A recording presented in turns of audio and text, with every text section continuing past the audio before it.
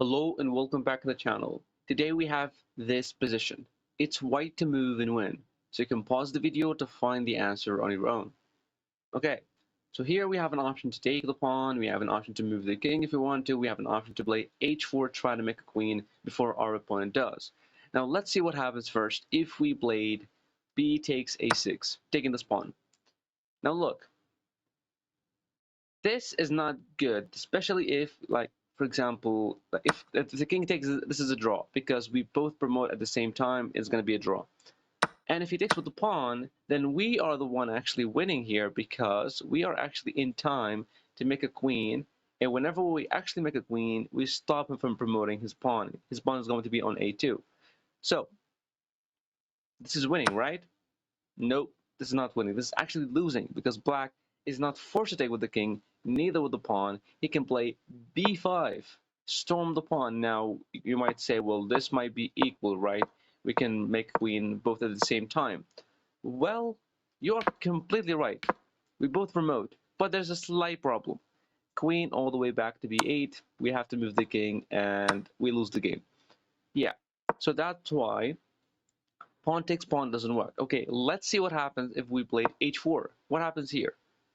Now here black has two options, either to take or to push. Like for example, if he push, this is actually winning because we push, push, push, and in the end we promote, stopping him from promoting, and this would be winning. But of course black would not do that. He's just going to take. And after we take, we try to promote. We promote at the same time. The reason for that, the queen controls this square, but not this square. So black can promote, and this is a draw in best case scenario. Okay, so what do? We don't take this pawn. Okay, we don't play h4 because that's a draw. I mean, surely not moving the king. The king moving, I mean, doesn't make any sense, right? It's losing. Black can not take here. That's going to be a draw.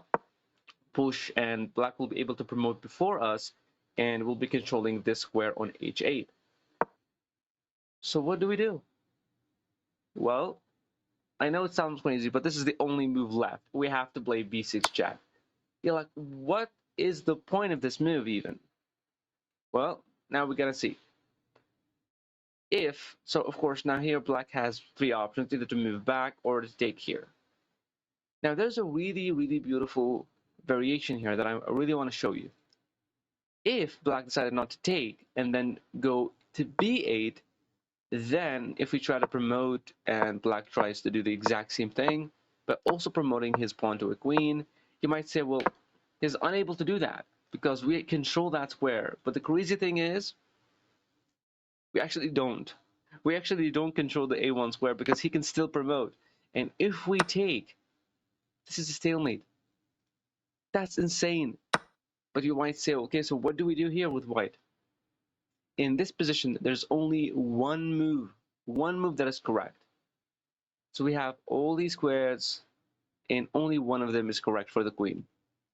And that is queen g8. You're like, what? What is the point of queen g8? Well, queen g8, we're threatening to play here, here, and that's going to be a checkmate. So, for example, if you played a check or a check, we can move the king, and this is going to be checkmate, right? Okay, so he cannot give us any checks, but black will play another good move, queen a2. We cannot move the king. He's going to take our queen. And we cannot take his queen because it's going to be a stalemate. So what do? Well, now the move is queen to e8. You might say, well, why wouldn't we play queen f8? The reason for this is queen to a3, threatening to take our queen. And if we move the queen away, he's going to be able to give us some checks, and then we'll be forced to trade queens. And yeah, this is not looking good for us. So instead, we play queen to e8. Again, he does not have any of these two checks because the king can move. It's going to be checkmate. And he cannot try to play this queen to a4 move, the same with, a1 and a2, because we have this check on e5. This is black's forced to move the king, and now, and only now, we go back with the queen all the way back. If he moved the king, this will be checkmate, right? And if he try to go back, he can't, because we can take it. It's no longer stalemate because the king on the same line as the queen. So if he played this, we can take it with a check. King moves there and it's going to be checkmate, obviously. What if he played a check here? Well, we move the king and it's also checkmate. And if you move the king, this is also a checkmate. That's a really cool variation here after this pawn check and king goes back. It was a little bit tricky, so I had to show it to you. Okay, so now obviously king takes. What's going to happen after this? We play h4. We might say, well, what is the difference between these two? Well, now you're going to see, because if black tries to do the exact same thing, we will be in time before he actually promotes. And whenever you have a queen and your opponent has a pawn or two pawns and even a king try to support the pawns, all you have to do is to put the queen in front of the pawns, really close to the promotion squares. And if the queen controls those squares, then black cannot make any advancing moves. And all you have to do is just to get the king closer. So for example, here, I mean, it doesn't matter what black actually does. If he move there, we can just try to get the queen in. He tries to push, we can take, push again. And now we take control of the promotion squares. And now we can just try to get the king closer. It doesn't really matter if he moved away, we can just take it. If he went here, he has to move back. And either way, he's going to be losing the game, right? So you might say, okay, hold on. After this h4 move, of course, I'm not going to rely only on one pawn. Black will rely on both of these two pawns and the king. So he's going to play like king to c5 or something. But then we push. But then he plays this, a5. We push. He plays b5. And then we push. And then he plays this. Well, we can promote. Black cannot stop our queen promotion. But here he might be thinking, okay, we have two pawns. We have the king. This might be a draw.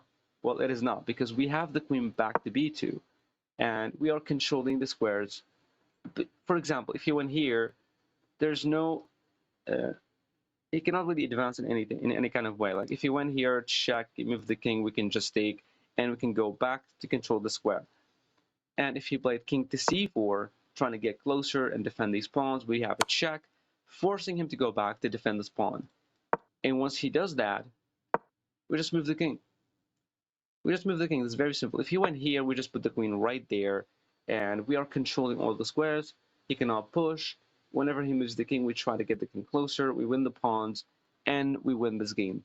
Thank you for watching.